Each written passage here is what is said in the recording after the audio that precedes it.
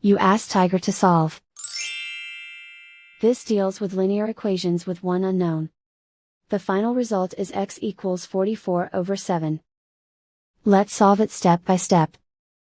Group all constants on the right side of the equation. Add 2 to both sides. Simplify the arithmetic.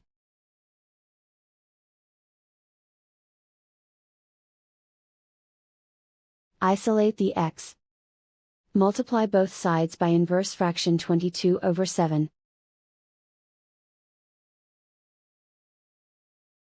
Group like terms.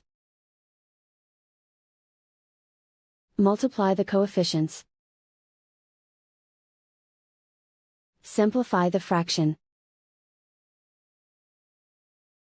Multiply the fractions.